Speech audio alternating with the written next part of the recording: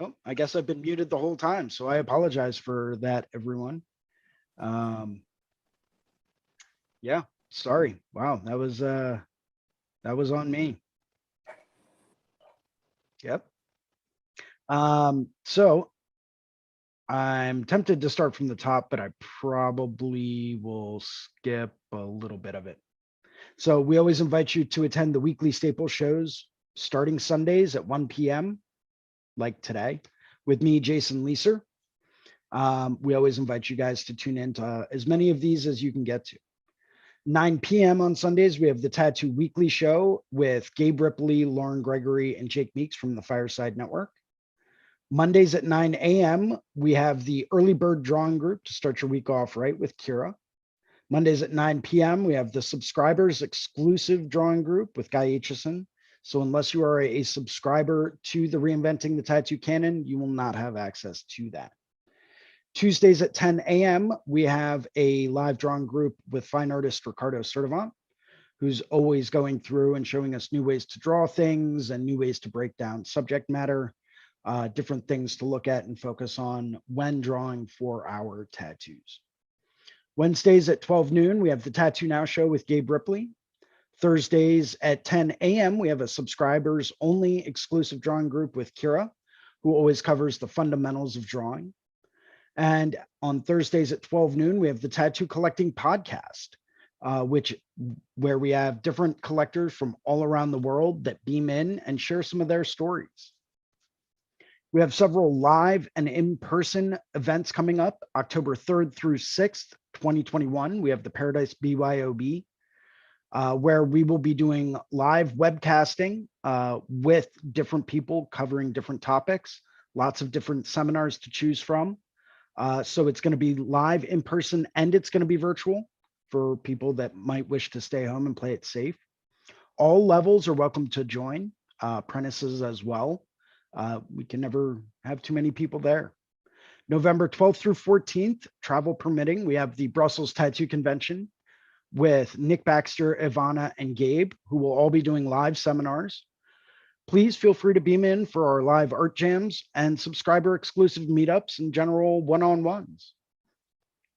February 5th through 6th, Reinventing the Tattoo will be live from the Red Tree Gallery and True Toots headquarters in Columbus, Ohio, where we will be doing some live webcasting of art jams and seminars. There's more information about that on the way. May 20th through 22nd, we have the Hell City, Columbus, Ohio Tattoo Convention. It's always a staple of the United States tattoo shows. July 8th through 10th, 2022, we have the Rock River Tattoo Art Expo with lots of different Reinventing the Tattoo track artists and an amazing venue. And it's easy to get to from anywhere. July 29th through 30th, 29th through 31st, I apologize. We have the Rubber City Tattoo Invitational in Akron, Ohio with Tony Urbanek. And October 20th through 23rd, mark your calendars now, ladies and gentlemen, we have the Paradise Tattoo Gathering back in full swing next October 20th through 23rd. We have lots of different pro development and on-demand seminars coming your way, so please stay tuned for more information on that. But now I would like to thank our subscribers, Interstate Inc. LA. Many of you may know Church from his awesome custom sneakers. His studio is seeking residents and guests, all clean and sober. If you are an artist in recovery looking for a supporting studio, or you know someone who needs one, on Instagram, please reach out to them at Interstate Inc. LA. Would also like to give a very big thank you to Inkjet Stencils. Definitely, if you're trying to level up your tattoo game, you cannot go wrong by investing in inkjet stencils. You can literally print off a photograph and stencil it onto someone's skin. It doesn't get any better than that. It saves your time, it saves your hands, it saves your apprentices' hands. And they've got tons of live webinars and they'll do free samples for you if you're kind of skeptical about it. Definitely want to check that out. Very big thank you to Raw Pigments, rawpigments.co, an ink supply that's tapping into the source. It's all organic, it's acrylic free, it's vegan friendly. It's like the purest type of tattoo pigment you can find.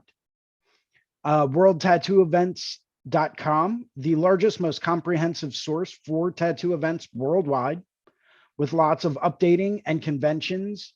They are literally updating things daily, if not, hourly, to keep everyone up to date on what's going on around the world. DLize Pro, also known as Dermalize in the rest of the world, protect your art. If you're still using cling wrap to cover your tattoos, it's time to level up your game. There's plenty of videos out there of tattooers that use it. Take a look, see what it's all about. Tattoo Now, the leading edge in technology for tattooers and the leading edge in SEO and professional development for tattooers of all levels. And they are now accepting new clients. If you're looking to have a new website built, if you're looking to maybe take some seminars, definitely check out tattonow.com. You cannot go wrong. I'm telling you that from experience too.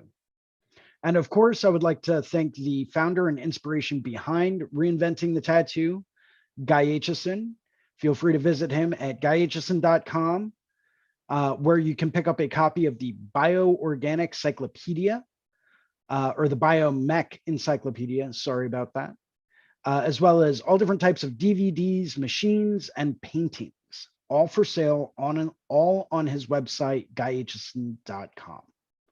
Would also like to go through and take a quick second to thank some of our affiliates, such as the Fireside Tattoo Network. If you don't know about the Fireside Tattoo Network, go to YouTube, check them out. There is some absolute gold on that channel. The Apprenticeship Diaries. If you're a current apprentice or if you're looking to become a tattoo apprentice, go through, take a look at the Apprenticeship Diaries. It will open your eyes to everything you should be expecting. And ecofriendlytattoosupplies.com, because who doesn't want to save the environment? Cool. So that should be pretty good for the intro. Yay. And let's see who we have on with us. Daniel, thank you for finally letting me know. Yeah, sorry about that, everyone. That was my mistake. And so we've got Daniel with us. Hey, Daniel, let's see who we have in our chat boxes going on today. Oh, wow. Looks like we've got a few people in here. No sound, no sound. Yeah, I know. I finally unmuted myself. Yep.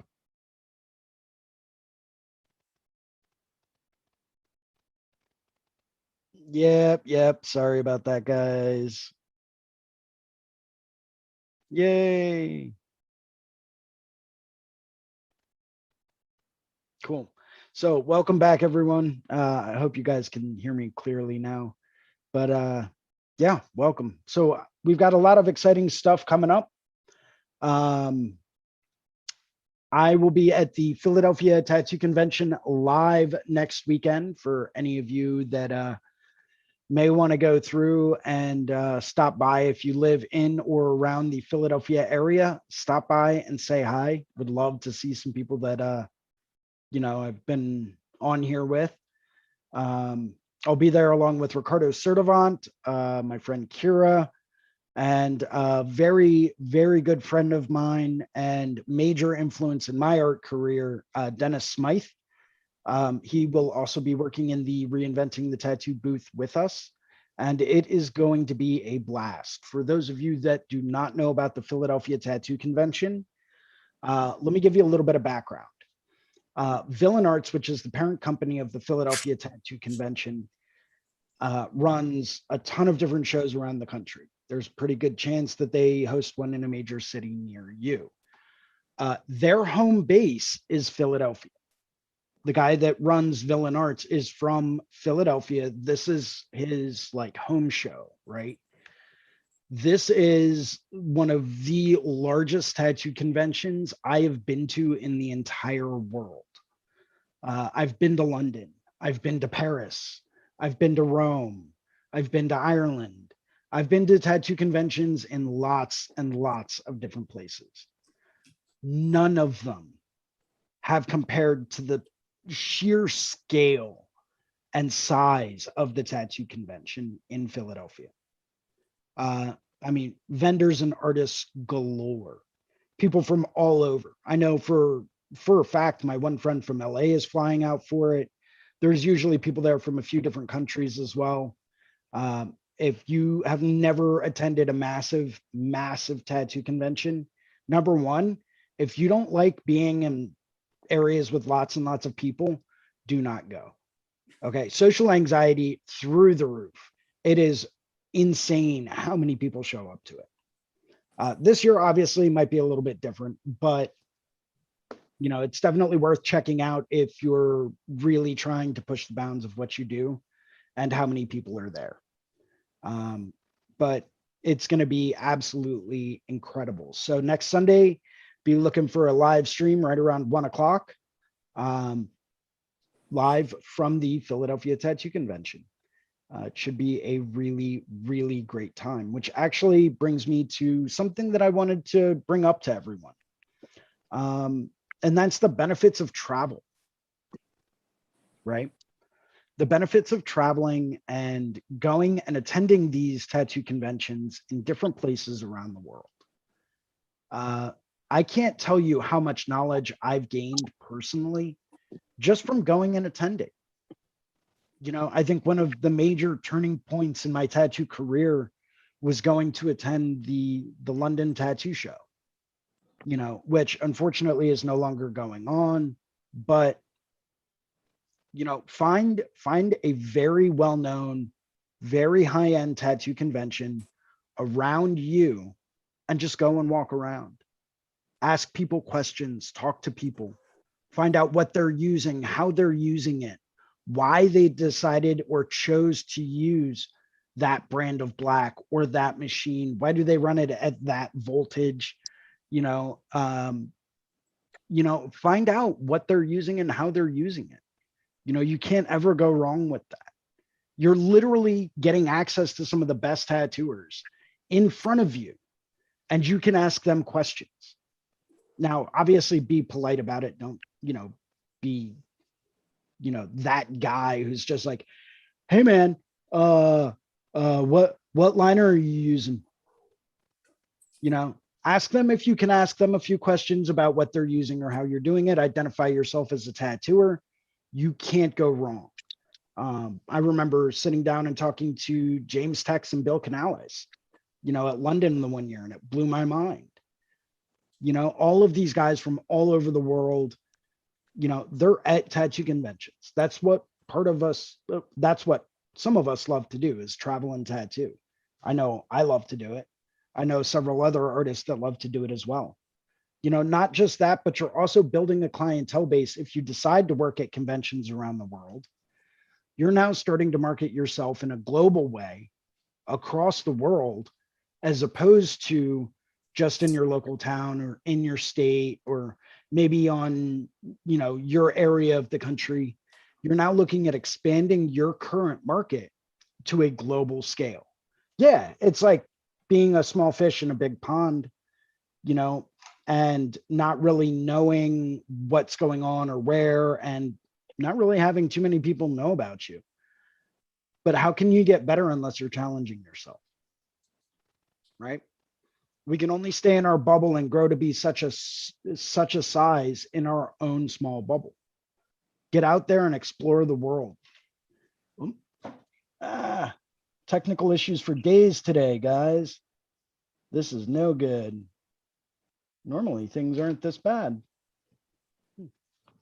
Well, hopefully I'll get the camera situation fixed in a little bit. But yeah, get out there, explore the world. You'd be surprised what you can learn just by going and traveling in another country, sitting down and just drawing people on the sidewalk. You never know. Never know who you'll meet. So let's go through. We got Faith with us, Daniel's with us, Tomic's with us. How's it going, Faith? Hey, how's it going? Pretty good. I'm going to spotlight you for a minute. I'm starting a pan. Very nice. Doing the grid method. To transfer it? Yeah, just to either freehand paint it or to draw it. I haven't decided yet. But iris. Ah, Siberian iris.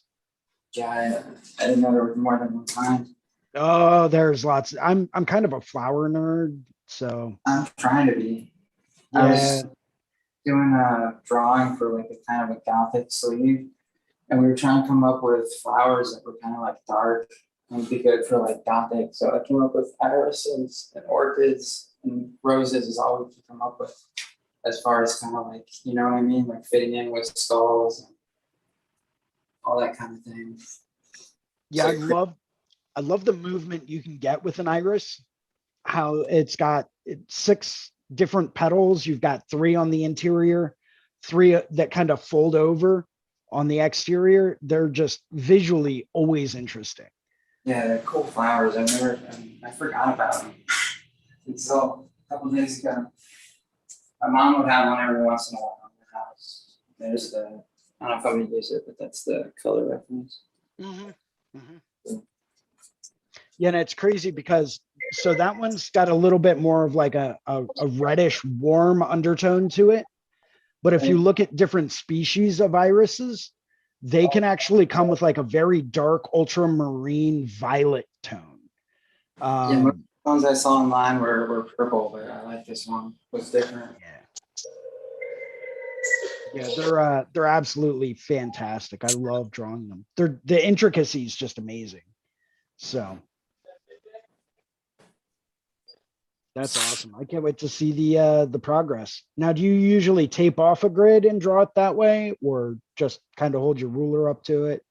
I just kind of measured it and we just kind of do the same thing.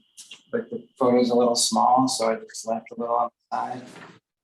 That makes so it's all divided in half and then divided in quarter. So it should transfer because it's a square canvas.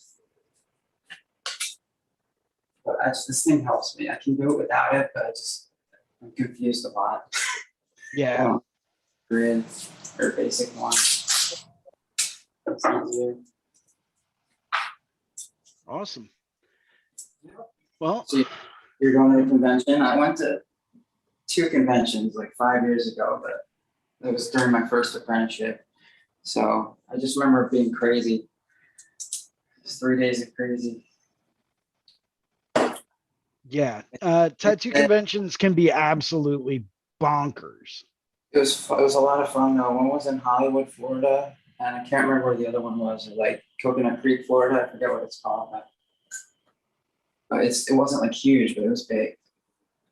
But I remember it was fun. I was too nervous to tattoo though because I was like brand new, so I brought all my stuff, but I just kept it under my seat. Right. I was nervous because I was like really fresh. So Yeah, anyway. So what I found is that tattoo conventions can be very, very nerve-wracking for a lot of younger artists because you're surrounded by people from all over the world that have been doing this, some of them for a very, very long time, that really know what they're doing and they're very, very good at what they do. The trick is to not be nervous, right? Because you guys all do the same thing, right? I do the same thing that you do. And we both do the same thing that guys like Victor Chill do, right? We might do them in different ways to different degrees, but we all do the same thing. So I've always found that it's always interesting to find common ground, and that really kind of helps open up a dialogue with these other artists.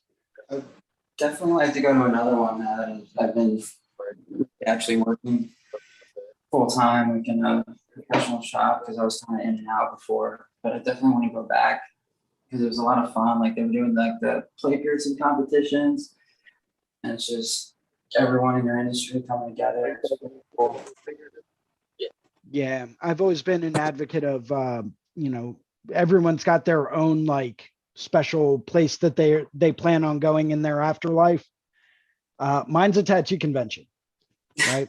I walk through the doors on that first day and I just close my eyes and I look around, or just lift my head, just move my head around, hear the sounds, that smell of like huge convention, green soap everywhere.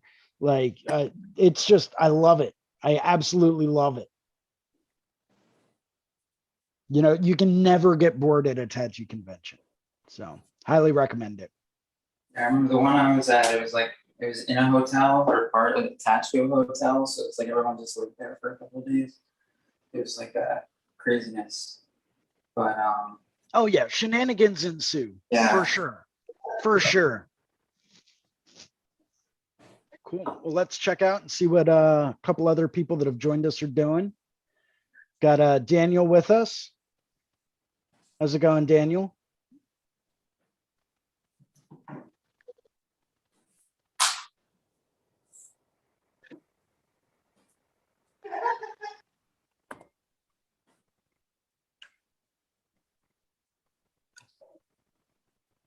Daniel doesn't have any sound. Oh, sorry, bud. All right, and Atomic, what are you up to today, man? My ADHD is going crazy, so I've been doing a little bit of whittling, a little bit of graffiti on my skateboard.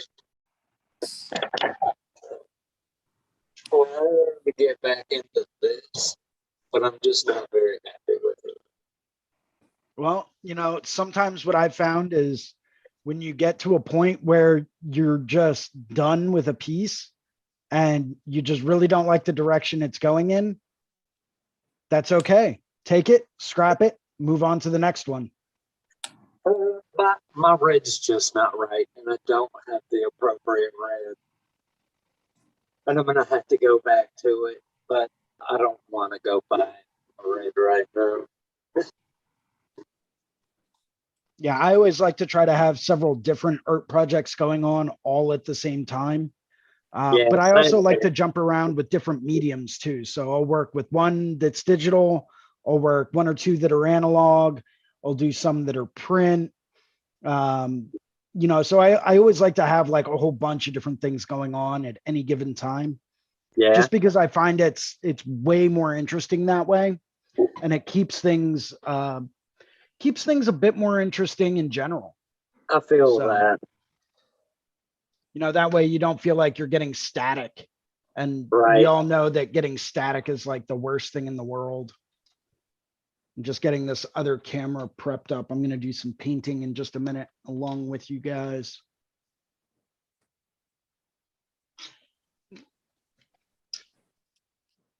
I did the second session on that big dragon that I was drawing over the last couple of weeks. It went pretty well. Yeah. I did that yesterday. Yeah, I was like, it was like the whole week I was just worried about that. I don't know if I can share my screen and show it to you. One sec. And then I did one right after that I thought would be easy, and it like defeated me.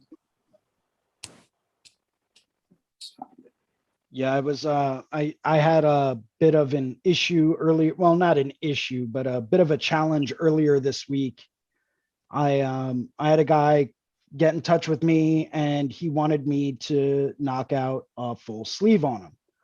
All right, cool. You know, I'm down. I love big projects, and usually it's like, all right, come on in. You know, we'll knock out the outlines and we'll get everything gray lined, and then we'll start chipping away at it, you know, a few hours at a time throughout, you know, the course of several months. He wanted to get it all done in 2 days. Yikes. Oh, So we did it, I yeah. think I saw good. you know, and it's like, I can't imagine what he was going through. I mean, I thought it turned out pretty well for a 2-day sleeve, but you know, we've have one more session booked out for him at the end of the month, just to let his arm recover from all of that trauma. But it was Right. the first time I had ever gone through and done like a legitimate, like full sleeve in 2 days. I think the total amount of time that we did was 7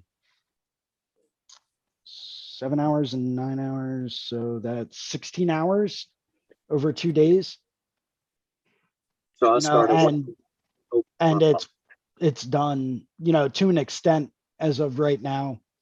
I mean, I'd love to go back into it and just really refine some things, but it was a challenge. You know, I was kind of freaking out, but I remember something that my good friend Rich told me. He said, you know, take it slow, do it smooth. If you do it smooth and you take it slow, it'll be correct and you'll actually move faster. Right. And that's what I did. I just slowed my pace down and just focused on nailing everything first time and just said, okay, that's done. Time to move on. And at the end of it, I was looking at it and I was like, how did I do that in 2 days? Right. I mean, don't get me wrong. I was exhausted after the fact, but My boss, he's always moving quickly, but he's never rushing. Is one of the things that I notice about it, because he's got like a rhythm and like a schedule and his tattooing and basically his life. It's always just, it's fast, but it's not too fast. Whereas I'm always moving too fast. I'm trying to slow down a little bit. I can show you this. I think I can.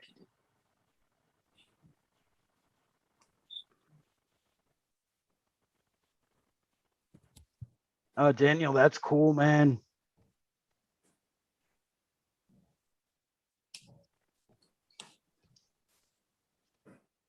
Love that filigree. Reminds me a lot of the old engravers scroll work. It's cool. Nice. Hell yeah, man. I never learned to draw filigree. Oh, filigree is some of the most fun stuff to draw. I draw like this weird bubbly version of it. Yeah, I love the way that it just it you can make it flow and fit to any portion of the body. Always wanted to get into that. Cool. Adding some flowers in there. Nice.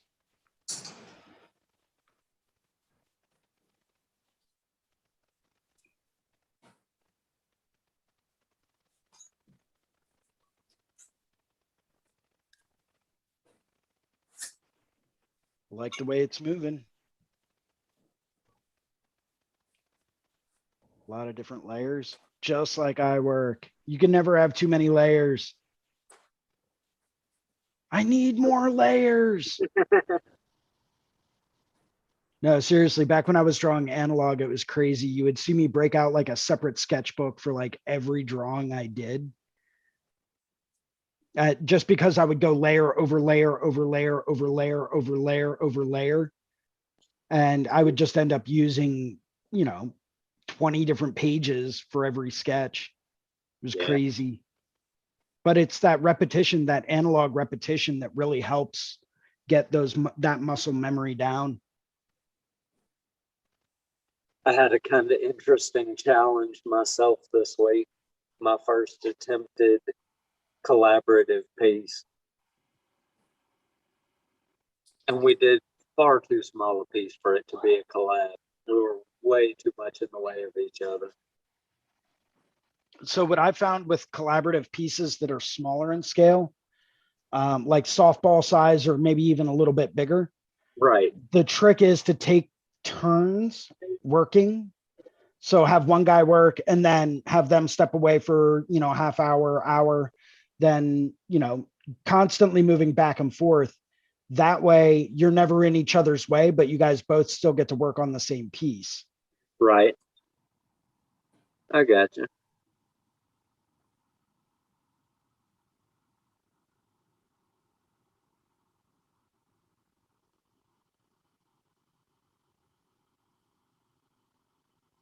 Yeah, it's a shame we don't have Daniel on audio. I've got like a ton of questions for him.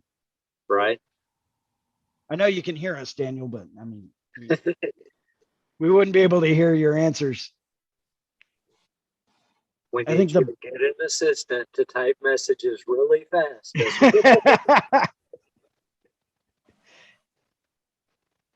Nah, I know you with questions. I noticed you're using Clip Studio Paint, which is awesome. I've used that plenty of times. And I was wondering. I think my audio is working now. Yeah, there we go. So yeah, I am I used to use Photoshop, but it was just too expensive. And Clip Studio Paint does basically all the same things, but it's a little laggy. Um, Other than that, yeah, Clip Studio Paint is it's pretty stellar. What kind of questions did you have about the piece? I was wondering, so first things first, where is it going? It's an upper arm. So Upper first of arm? all, I want to mention that I'm not actually a tattooer. I draw tattoo art, but want to be a tattooer. Gotcha. So this is going on like an upper arm shoulder area. So it's sort of going to be like a quarter sleeve. Um, and the only things that the person told me were it had to have poppies, it had to have a lion's head, and it had to be feminine, and that was it. So this is actually I think the third or fourth time that I've drawn this piece, and this is the one that I like the most. The other ones just didn't really cut it. I couldn't get the positioning right. I went through like 1,000 lion heads to try and find the right Kind of perspective. perspective. Yeah. Right. The thing that's really I'm actually glad you guys can hear me right now because I've been having a lot of trouble with this hair.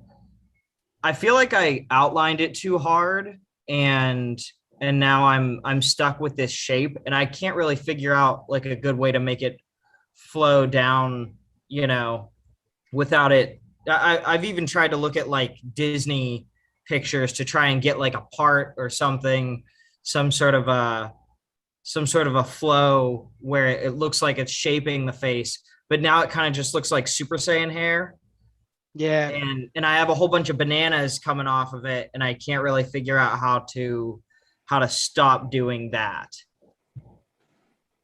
So one little trick that I've picked up is keep one line as a hard edge Mm-hmm. and just use that as your definitive like edge for your visual flow. Keep everything else a bit softer, right? So I wouldn't go through and draw like a hard line or anything like that. I would keep it real soft and just do a whole bunch of shading there. That's going to give it that definitive edge and visual flow, but still allow it to look like hair. And it's going to get rid of the banana shape because you're not going to have that underlying line coming back up to kind of, close off that form in too hard of a way. Right. So maybe instead of doing like a hard line, just keep a very, very thin line, if you were going to have a line there. But usually I would just go through and use those lines as, a reference for like using a mag and just getting in there with a mag to create that hair texture. I would keep it very, very soft if you're really trying to define that hair. And hair can be tricky, right? So look at, if you're looking at a lion in that kind of a general shape, look at where the light's hitting and look at where the major shapes are. As far as like the hair as a whole form, right? Because not only does light reflect off of those individual strands, but it also reflects off of an overall larger shape. And that overall larger shape is what's really going to give you the definition of that hair because it's going to show volume. It's going to show your light source a little bit more clearly. And then all of those tiny little hairs that you have coming off the ends of it, that's what's going to bring your eye in and trick your brain into saying, hey, there's a whole bunch of little detail here. Right. Okay. Because you can use big, broad shapes and then tiny little areas of detail to trick your mind into saying that the whole thing is filled with detail. Okay. It's a trick that a lot of Renaissance masters used to use. Look at just about anything painted by Caravaggio. He would have areas of just very large, smooth gradients and shapes. And then every now and then you would see like a little squiggle or something to denote like a fold in fabric or like a little ripple. But that immediately makes your eye think that there's a ton of detail throughout that entire area. Okay. You know, he just liked to mess with people's minds, I swear. But he was really, really good at doing that. Yeah, on Instagram, if you check out Steve Winter Photos, I think is his Instagram. He does a lot of the National Geographic, like big cat pictures, and they're really, really dynamic light source images. I feel like a lot of what he does, you could use to kind of find the back of that head shape that fits the arm the best. Okay. What was his name? It's Steve Winter Photos, I believe. Let me double check real quick. Let me see if I can pull him up on the web. You said it was on Instagram though? Yeah.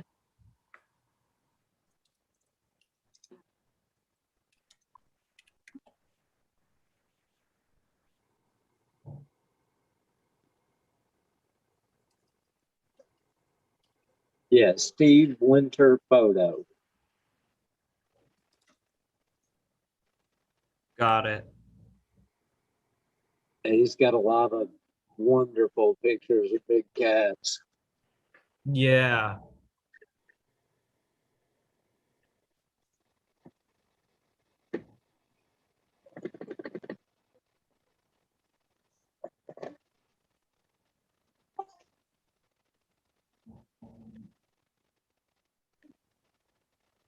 Yeah.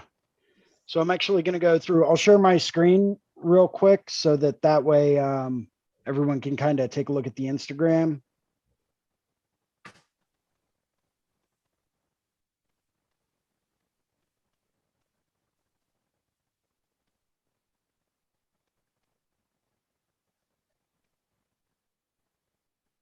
We're drawing dinosaurs. You're drawing dinosaurs. Oh yeah, look at this rhino. Yeah, that's one of my favorites. Very, very dark, but there's just enough light that you can see all the nice shapes. So wonderfully. There's a couple of lines that I believe they're either fighting, and then they've got one coming down a tree that just the contrast of that picture is so perfect. Yeah, so look at some of the bigger shapes that you see just in this photo. Right. Yeah. You know, look at where the light's hitting. And I wonder, yeah. So let's do this. Wonder if I can bring this over here so I can use my graphics tablet. So let's do this and then share. Cool. And get some of this stuff out of the way. Okay, so if let's look at this just for a minute. And let's see, we'll do red. So I would say look at like shapes like here. Right? So use this as a shape. You've got a nice big shape coming back here. Mm. Here's a shape coming down here. Okay, this would be one shape coming around. You know, you've got another nice big shape that kind of comes back and gives it almost a Mohawk-esque kind of look. You know, and then this could taper out that way. This could come down a little bit more. Here's another bigger shape, you know, kind of in the background. I'd make that a little bit less defined, a little bit more fuzzy. Right? And then allowing a lot of your detail to be here and then here. But even this, I would keep a bit more simplified. just because you really want your focus to be here on the face of the line itself, as opposed to back here. Yeah. Right. So this would all just be very vague.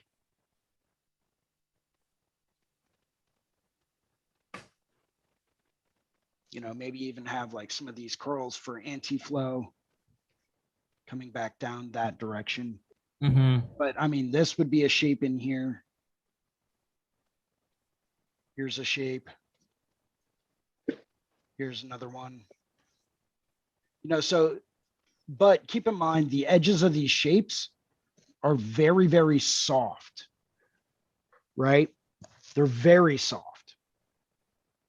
You know, so you're gonna, even though you're drawing it and you're gonna have hard lines where you draw these shapes, the shapes themselves are just gonna be that. They're just gonna be shapes, because if you don't have a hard line there, then it's not really gonna matter what shape it is.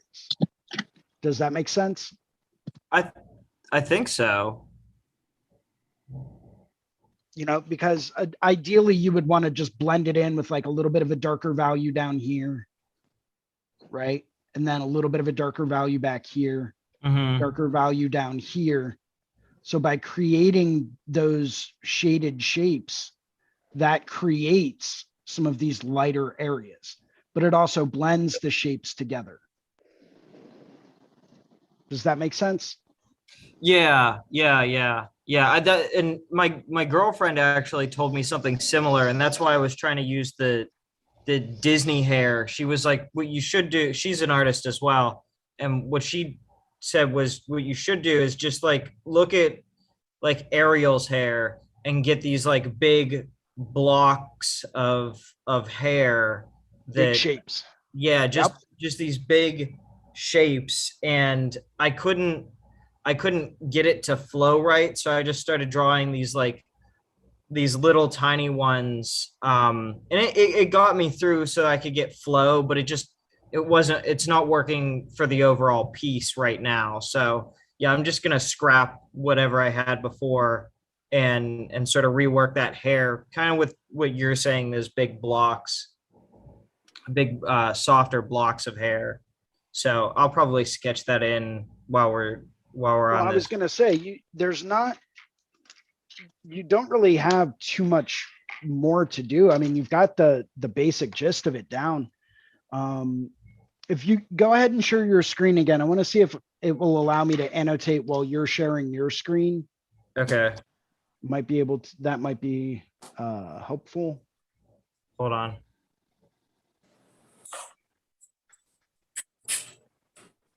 I kind of erased a whole bunch while we were doing It's this. okay. So let's see if it works out. There we go.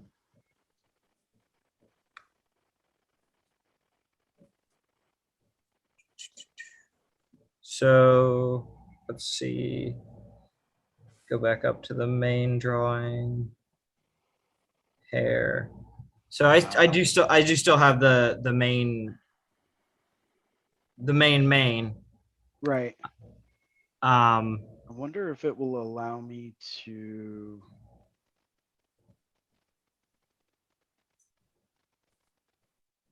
I don't think it's going to allow me to. Darn. Oh, wait, here we go. Here we go. Yay. Okay, cool. Now I don't So- know if I'm going to be able to see it on my screen because mine's just Clip Studio. I have Zoom on another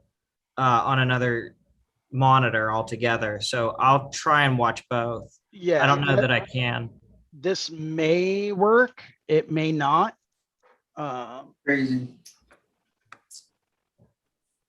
Oh. There we go. All right, so let's try this. So I always Ooh. like to go with like an S curve, right? So I would take the hair, flow it down in that kind of a generalized direction. Mm-hmm. And then once again, I would take another S curve and bring that down. You know, just as like formulating a basic shape. You know, maybe Okay. have one there, another one down over here. Yeah. And then you can start to bring this down.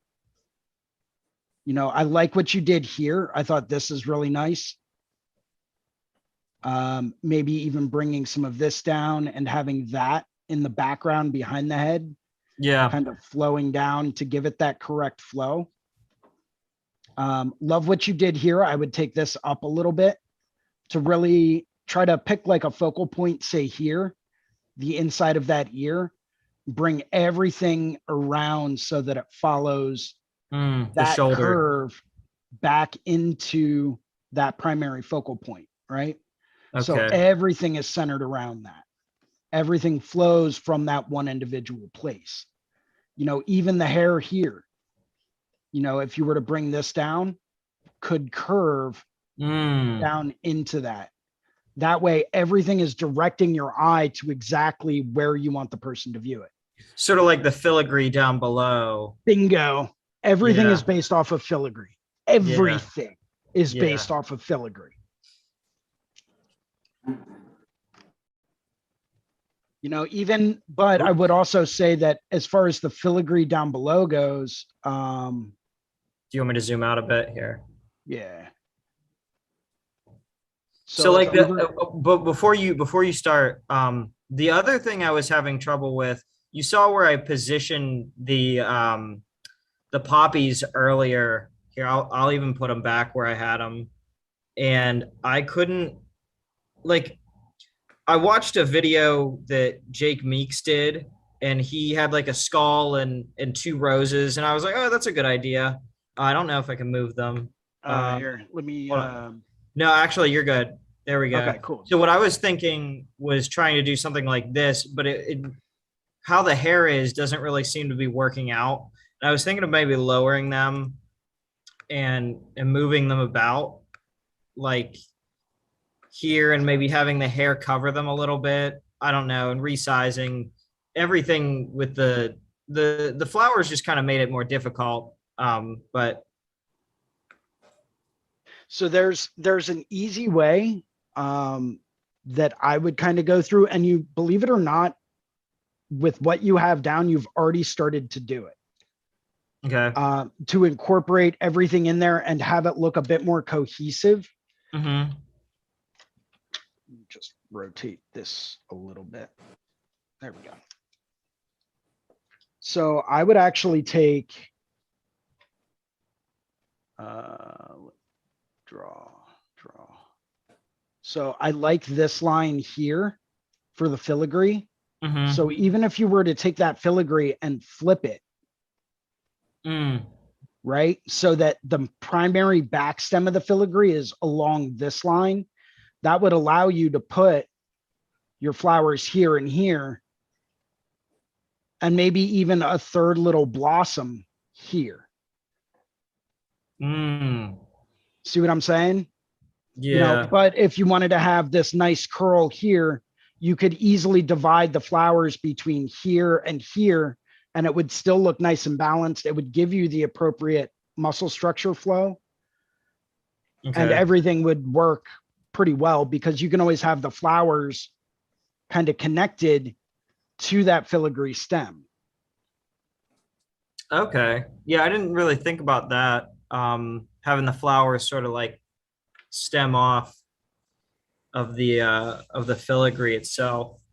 I was actually gonna sort of all these extra lines in the filigree that I'm using for shading, or Yep. like I was actually gonna simplify it a little bit and make it almost like a blander green, so that I could, you know, focus on the lion head as the big part of the piece, and sort of just take out the detail of the filigree. I was just doing that so that I could get flow properly. But yeah, putting it with the I keep wanting to call them peony, but they're not, they're poppies. Putting them with the poppy might even be a good idea too. I'll try flipping it around. I don't know if think it'll you would be flow the same way. surprised. I think you would be surprised. I mean, if you kind of got rid of this part flip the whole thing over so that it had this kind of flow along with the hair, Mm-hmm. that would create like a Guy Aitchison calls it a 3D F8 or a 3D figure eight. Mm-hmm. You can already start to see that happening with this. All you would need then is counterflow, right? Because you already have the head of the lion coming down in this direction to move your eye back around to create depth. And if you bring your hair here down even more, it creates that kind of a movement. This is creating this kind of a movement. This would create this kind of a movement. So you're already creating depth and dimension Okay. and moving your eye completely around the piece, but it's having that kind of a directional flow, especially if this is your deltoid up here. Mm-hmm. And let me switch colors real quick. Do blue and maybe a little thicker. So if we have your deltoid here, okay, triceps coming down here, bicep curls down this way, right? Just as a basic muscle structure flow. And then you've got your elbow ditch area down here, right? Leading off into your forearm. Oh, this isn't even going to be that big. This is going to be like, Oh, I'd make it that big. Absolutely. That would be awesome. right. Yeah, But- it would. but I'm that's- just not sure that that's what I always they go want. bigger. But I'm just saying, as far as like appropriate flow goes, Yeah. you're already starting to develop that kind of a flow in that generalized area. If we go through, let me clear that and go again. So, I mean, even if we did it smaller, right, and had this as your whole deltoid, right, which is like the nice big ball of the shoulder at the top, Right. because of this line that you have where your tricep is and your bicep curls down. So even if you went smaller in scale, you would still want a flowing line to kind of bisect it, flowing in this kind of a generalized direction, so that it fits that shape well. Right. And then that would still give you room for, say, a poppy here. And if we use this as the back stem of the filigree, like I was saying, you know, you can make this fill the area if you want to. And in all honesty, if you're doing a lion head, I would keep it pretty big because they can be pretty detailed. Yeah. Yeah, I've noticed. You know, yeah, they're not exactly simple things. They might look simple, but they are not. You know, but I think this would give you the appropriate visual flow. And then it's as easy as maybe using a poppy flower in the background here, maybe one in the foreground over here to kind of fill up the area. And maybe you could even leave this open-ended. You wouldn't even have to bring this all the way around. You know, maybe even bring another stem off and curl that around. I love drawing filigree, by the way. I will draw it all day long, every day. It is one of my favorite things. Honestly, this is like only the third time I've ever drawn filigree. And I had I had to look at so much French art just to figure out like how this stuff works.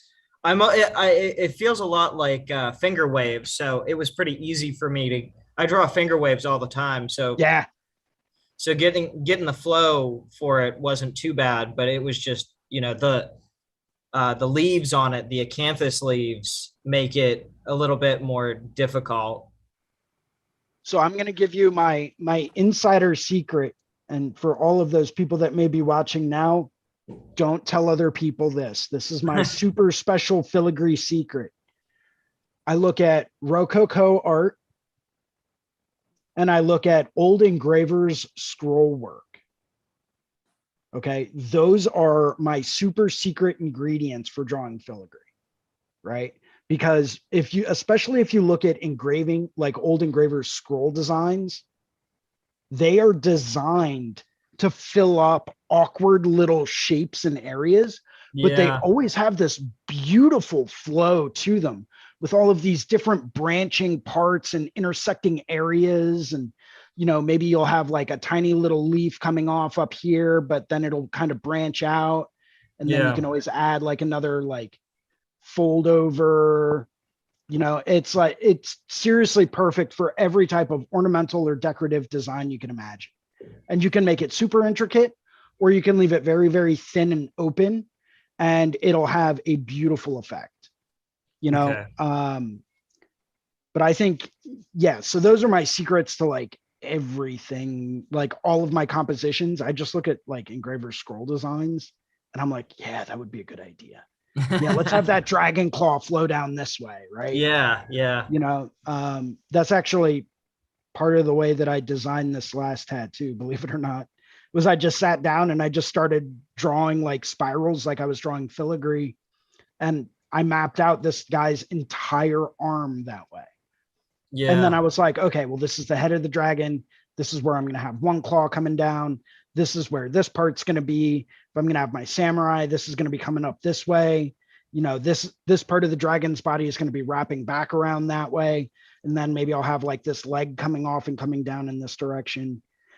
So literally I can draw a filigree design or a scroll work design off of just about any type of tattoo, just to map out flows, shapes, directions, where certain things branch. Like I see it in everything. Some people like Ricardo Sertivant and Kira, they see triangles everywhere. I see filigree everywhere. Yeah, I've watched a couple of Kira's videos, and I get the golden ratio thing, but I don't see the triangles that she's talking. I watched a Jeff Gogwe video too, and he started talking about triangles, and I was like, I don't know, until he started drawing them. I don't really see them innately, I don't see that. But the filigree, I see them like the flow of a wave, or that circular motion I see all the time in like trees and leaves and nature and stuff like that. But those hard triangles, I don't see that at all. So that idea never worked for me, but definitely like drawing waves and like Japanese rocks and waves crashing over rocks and things like that. It's always good to have something that allows the flow and the backflow to be there. Right. Yeah, I myself have had some problems like seeing those triangles everywhere. I mean, I can see some pretty obvious ones sometimes, and I pointed this out to them a couple of times just to like bounce the ideas off of them. One thing that I do know that's pretty prominent in Renaissance artwork is diagonal lines and diagonal angles. Whether or not they're triangles is a totally different story. Yeah. But those diagonal angles and those diagonal lines do create a sense of movement. That's why you see a lot of things off at like an obscure angle, because it moves your eye around certain things and forces you to look in a certain direction. That I can see. I'm not very good with picking out triangles though. Like some of them I'm just like, yeah, I just don't think on the same level, but sometimes I just can't see them. I learned to draw from that drawing on the right side of the brain book, where they kind of teach you triangulation. So I definitely use triangulation with everything that I do, but I don't actually see any triangles. But like everything I do, proportion and everything is all about angles being the same, but not necessarily the full triangle. Maybe I'm not there yet. You have to get to a certain point, you start seeing triangles.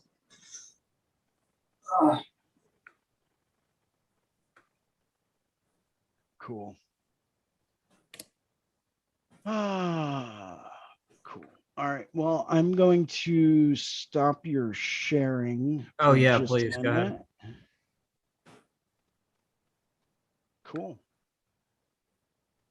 Yeah, I am going to have to cut today's session a little bit shorter, but I did want to show you guys a little bit more of the progress that I made. I was working on this goldfish painting again the other night, just for a few minutes. mostly just because I didn't have to draw anything out for the next day. So I wanted to kind of share that with you guys and get some opinions on what you think on how I'm going with it. Let's clear a little bit of space and hopefully this will work. Let's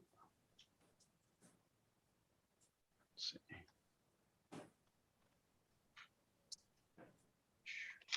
There we go.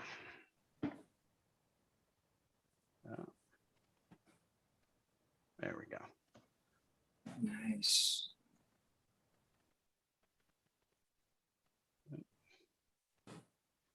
So, I mean, it's not the best camera angle in the world, but you get It's the beautiful. basic gist of it.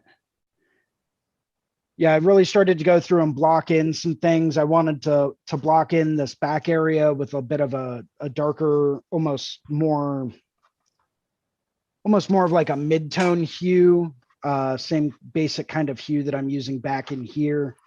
And I'll probably go back through and do a little bit of a fade up back here. I might lighten some of this up a little bit more with some of this more teal, the lighter teal tones. And then I wanted to bring some of these darker tones down here to kind of show a little bit more contrast.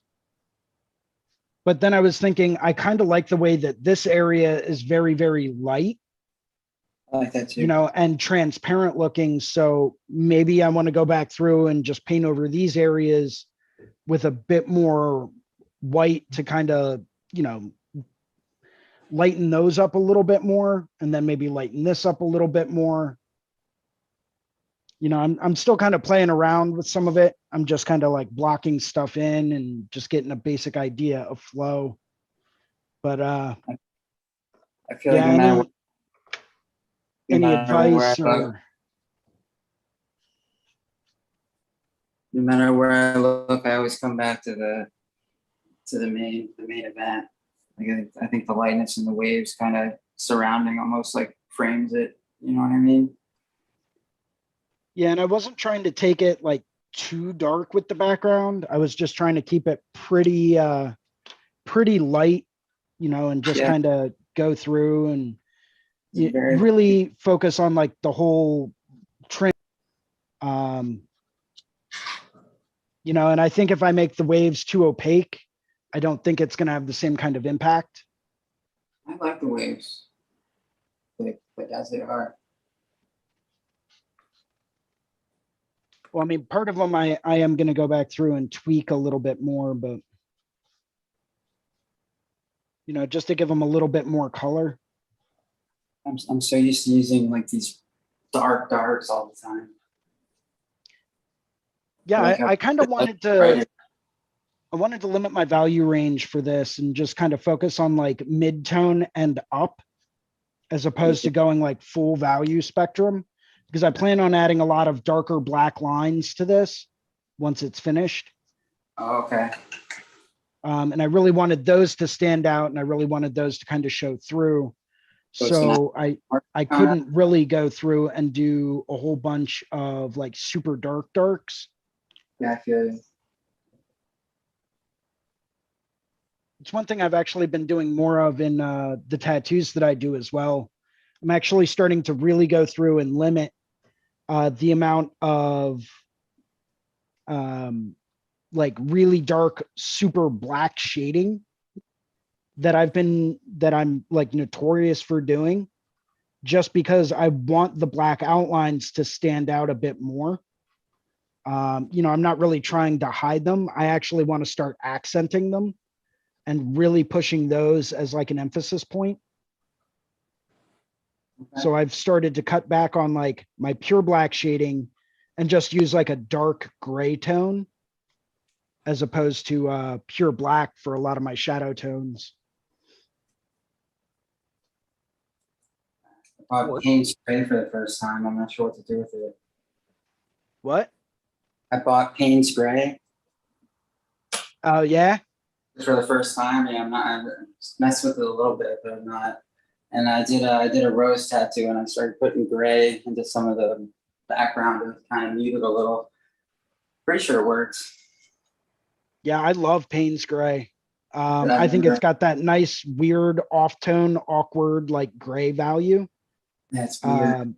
That really kind of just, it can really accent things and just really, since it's such a muted down, like neutralized tone, it's very good for using in backgrounds and accents. You know, Yeah, just to kind of help push bright colors forward a bit more. I got you. Yeah. I don't know. Is it warm or cool? Do you know? I've always considered it more of a cool tone, Or cool? Okay. you know, but I'll also use it as like an undershade value, you know, just to go through and create a little bit of a, almost like a darker value. Like if I'm working in pure color, I'll sometimes shade with that as opposed to like a black or a gray wash. Just because I find it gives me like just the right amount of contrast. Are you talking about in paint spraying and tattooing? Tattoo ink or acrylics. I never thought about it as tattooing, but yeah, I just bought it for acrylic. But I got the raw grayscale set, so I've been messing with that.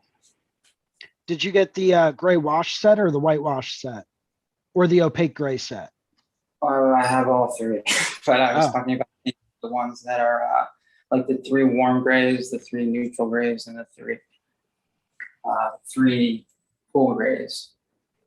The cool grays are a little blue and purple, and the other ones are like a little, a little reddish. But I just never used gray before. I didn't know what it was for until a couple weeks ago. Yeah, it can be really nice as like a background accent. Or if you're really trying to illustrate, if you're doing a tattoo and it's full color, but you have areas that you really want to make stand out as like a neutral gray value, or if you want to make things look a bit more metallic, it can really come in handy to use the actual color gray as opposed to like a gray wash and then white. You know, where I wouldn't use it is anywhere where you have like, say you're executing a purely black and gray tattoo.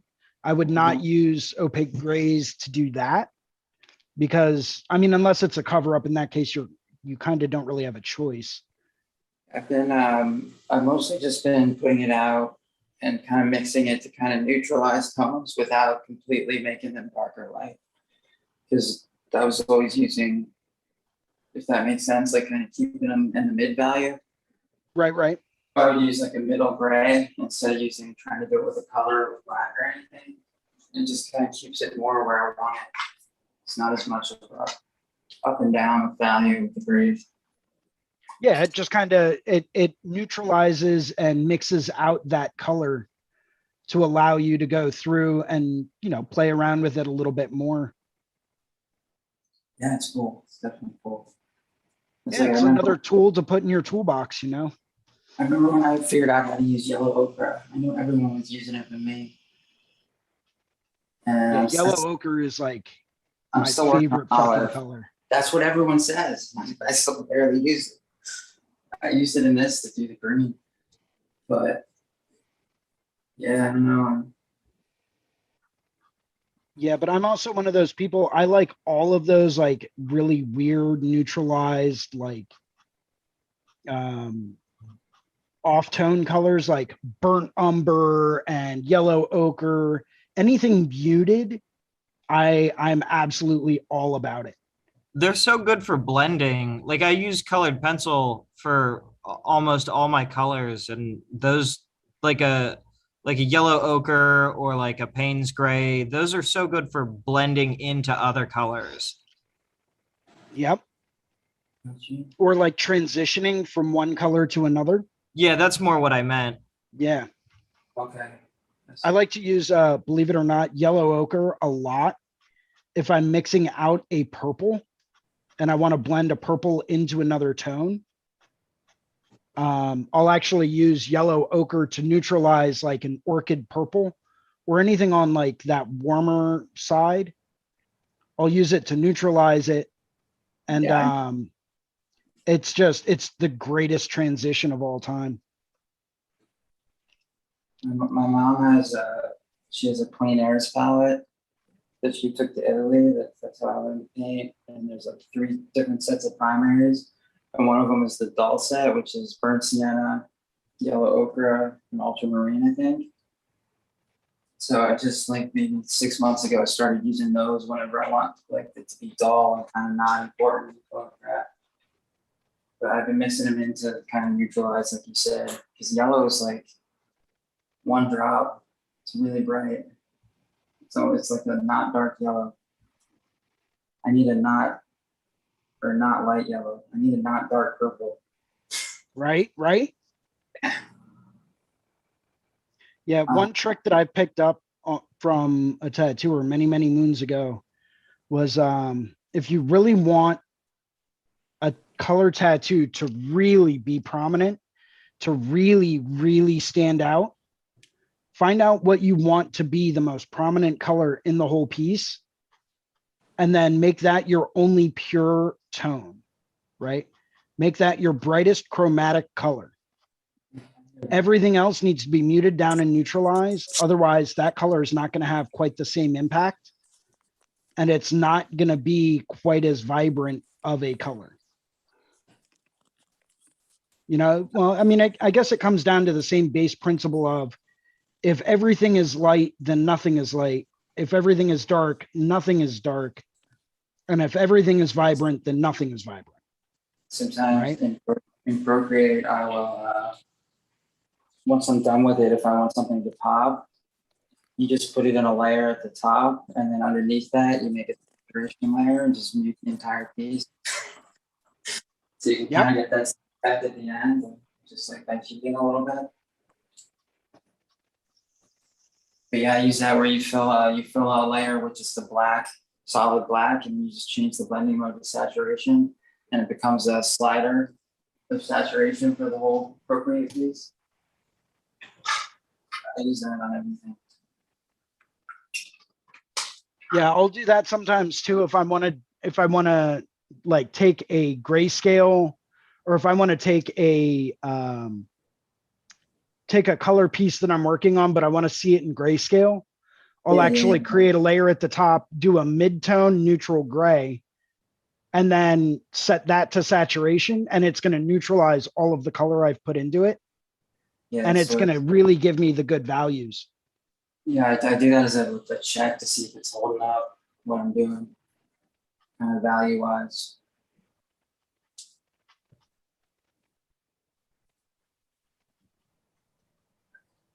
Yeah, it's like in mid tattoo, if I want to go through and check my values on a tattoo that I'm doing that's color, just to see if it's too mid-tone, if it's too light, or if it's too dark, whenever we take a stretch break, I'll take a photo of it and, you know, with my phone or whatnot. And most phones out there in this day and age have it built into the actual phone itself, where you can go through and put a monochromatic filter over top of it.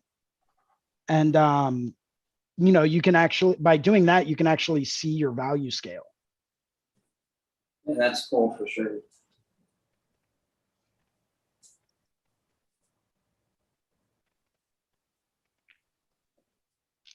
We got Rod that joined us. What's up, Rod? Hey, what's up, Jason? How you doing, man? Doing all right, man. Doing all right. What you working on? Working on that figure drawing, and gonna try to get it polished up to post, and maybe try to make a tattoo on the figure. Oh, there you go. Hell yeah. Yeah, I'm gonna work on that today and tomorrow afternoon. Very nice. Yeah. How about you? Oh yeah, I seen you're working on that that dope koi. That's awesome, man. Yeah. My goal is to try to have this finished up so that I can try to scan it and maybe sell some prints of it at the Philly show coming up next weekend. Oh, nice. Okay. Yeah. I forgot about that was coming up. That's what's up, man. Man, I'm gonna have to try to get on there. Dude, it would be awesome, man. It's gonna be myself, Ricardo Sertivant, and Kira. We'll all be there. That's what's up. I've got a full day Sunday and half day Saturday sleeve I'm working on.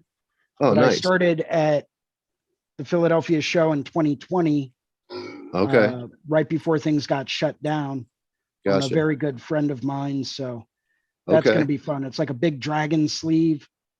Ah, nice. Yeah. So can't wait Is it for that. is it a colorful one or a black and gray one or? We'll probably end up doing full color in it. All right. I like that one you were just working on this week. It looked nice. That sleeve. Yeah. That was 2 days back to back. And I was so exhausted after that, it was ridiculous, man. That's a lot, man. Yeah, you got a lot done. I don't know That's a- how he sat through it, to be honest with you. Oof, that'd be Like, rough. I don't know if I would have been able to do that. How was he feeling? Was there any noticeable stress? Or was he being really, really good? Or He sat way better than I thought he was going to. cool. I didn't know if he was going to make it through the whole second day, and he did. Not only Cool. did he make it through, but we actually stayed after by like an hour just to finish things up. Wow, he did good. That's awesome. Yeah, he did really well. That's excellent, man. So I was very, very impressed. Cool, Needless man. to say, he's already talking about maybe starting a back piece and That's we're great. doing like a full frontal or something like that. And I'm like, All hell right. yeah, dude. Oh, that's Like, what's we up. won't be able to knock those out in 2 days. That's for sure. No. Yeah, you could maybe if he can do 2 days on the body, that's tough. Wow. Body work would be tough for 2 days, but maybe you can get it lined out or that's That's what I'm exciting. thinking. That's Yeah, great. we'd get him in. We'd take a whole day just to outline it. Yeah, If we were doing like a back piece or something. I Mhm. don't typically end up working on people for more than a day in a row. Just, I don't want to put their body through too much stress because I Yeah. know that that's how people can end up in a hospital. Watched a Yeah. very good friend of mine end up in a hospital from getting too many tattoos in 1 week. Oh my gosh. Well, what happened then? Was he worn down or infected or what was the Oh yeah, his immune system was like starting to get to be really, really shot he got to the sick? point that he ended up getting I think it was a cold or a flu, and then Ugh. that morphed into pneumonia. Oh my goodness. Yeah, That's because awful. his immune system was shot. It couldn't. Yeah. He also got 6 rather in-depth, rather large tattoos done in 1 week. Oh, that's not a good idea. But you learn the hard way, I guess, Yeah. Yeah. Yeah, I had one. I got 2 days in a row, and I won't ever do that again. The second one didn't heal nicely. It ended up settling in fine, but it took about a year to settle or something like that. It just scabbed up awful for a while, but it's from my immune system. It only has so much, and then it can't do much more. Yep. I guess, yeah.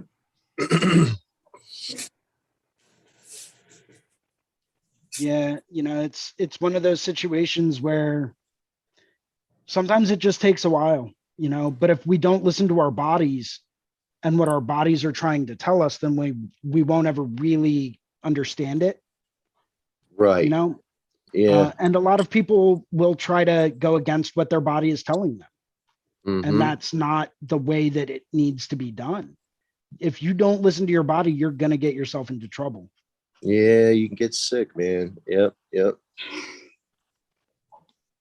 Yeah, I felt like a long session one time. I felt very sick afterwards. Like I felt nauseous, like flu-like symptoms. But then I got a good night's sleep and it went away. Yep. I like to think of it like a highway, right? Yeah. Like think of any major highway. All right. And at night you have the road crews come out, and the road crews go through and they do all the repairs on the road while everyone's asleep, right? Yeah. Well, if you don't give those road crews time to come out and repair all the potholes and all the cracks in the pavement and stuff like that, Mhm. well, it's not going to be a smooth drive. No. Right. Yep. You're right. So,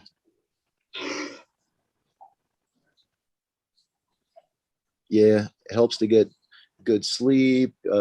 Always have something, full stomach. Maybe don't be hungover. never be hungover. That's the worst thing you can do. I Yeah. got tattooed, like a major tattoo done while I was completely and totally hungover before. Seriously, worst experience of my entire life. Was the pain level worse? That Oh, dude, everything was worse. yeah, I was had in a one- bad mood. They were in a bad mood because they knew I was hungover. Like the pain was excruciating, and it was not a good idea. Yeah, yep. That's tough, man.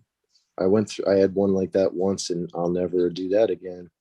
Right? Yep. Oh, it was awful. It hurt really bad. It was the back of my calf too. I didn't think that was going to be awful, but then it's a surprise that it's like the worst torture Yeah. I've had almost. Did they get into the back of your knee? Close to it, but no. But man, that I had the back of my knee done on my other leg, or no, it's the same leg, but that wasn't quite as bad as the back of the calf right in the center there. That like killed me. But then again, it was the lack of sleep, being hungover, properly eating properly. I had all the wrong things. I did all the wrong things, and I was young and I messed it up. But man, that back of the calf hurt. See, I always thought the back of my knee was the worst spot I've gotten done. Yeah, Like I thought that was a form of medieval torture. yeah, it's not pleasant. No, that's you hear that grunt? That's one of my pigs over there. Do you hear that? Anyways, I got two I pigs. think I do. Yeah, he grunted. That's not me making that noise.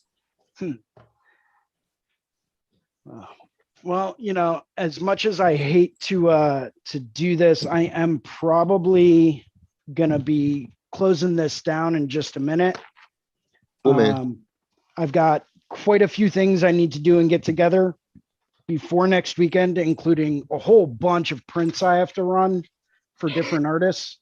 All right. So yeah, I actually have access to and decided over quarantine that I was going to purchase my own large format printer. Wow. And I did. And I started as just kind of like a little side hobby, going through and running prints off for different artists that are friends of mine. So actually, if you might be able to see it, if not, I'll rotate camera a little bit more. It's my baby. Oh wow, there it is. That's awesome, dude.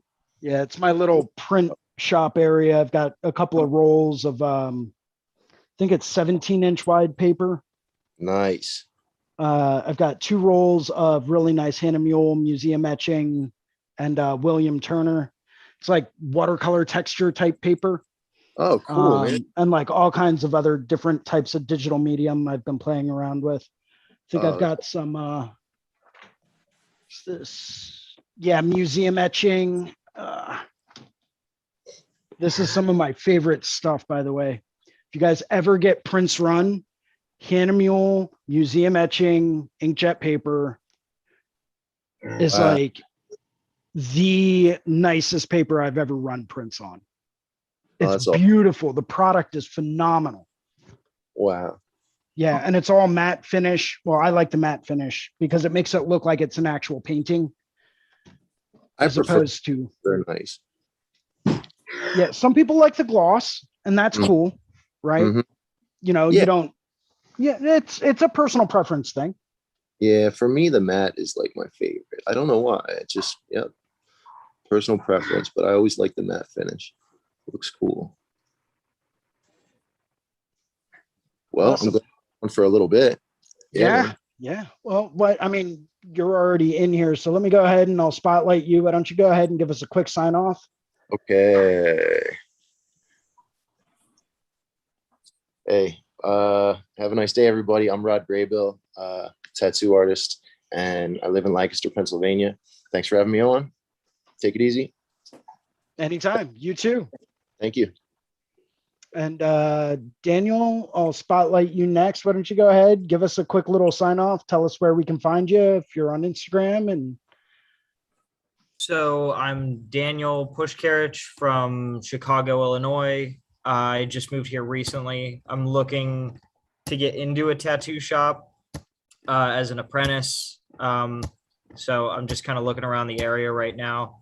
You can find me at vehement.dna on Instagram. And that's VEHEMENT.DNA on Instagram. Awesome. Thank you Nice. very much for jumping in today. Yeah, thanks for all the tips, man. That was super Thank you. helpful. I'll definitely watch this video again whenever Yeah. whenever you post it. Just fast forward through the first like 10 minutes where I forgot to unmute myself. Yeah, I'll see if I can go through and actually remove that somehow, but we'll see. It's cool, man. But thank you very much. And who do we have next? We've got Faith. Let me So, go through. I'll spotlight you.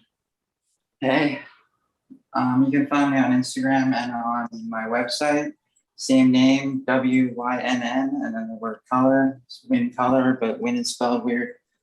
And I'm just trying to get rid of the canvas on this painting so that I can focus. So I'm using paint spray and olive in the background. Nice. Thank you anyway. Awesome. Well, thank you for joining in today. Absolutely. And I'll go through and spotlight myself for everyone. So thank you everyone for jumping in. My name is Jason Leeser. I lead the 1 p.m. Drawing groups through Reinventing the Tattoo every Sunday. Next Sunday, we will be coming at you live from the Philadelphia Tattoo Convention in Philadelphia, Pennsylvania. For those of you that might be interested in getting a subscription to Reinventing the Tattoo, maybe to join the Monday night drawing groups. Maybe it's for all of the awesome information that Guy has in his Reinventing the Tattoo canon. Who knows? But either way, I'd like to give you guys a little bit of a discount code. You'll see that splashed up at the bottom of the screen. Reinventingthetattoo.com/next level. If you're really serious about taking your work to the next level, this is where you need to go to do it. So thank you very much, everyone, for jumping in today. It's been an absolute blast. And now comes my favorite part where everyone makes goofy faces and holds up their coffee cups or whatever it is they're drinking, or, you know, says hi, and everyone says cheers. And we have to hold it for a minute because there is like a delay. And keep holding, keep holding, keep holding. The delay's long. All right, guys. Cheers. Thank you very much again.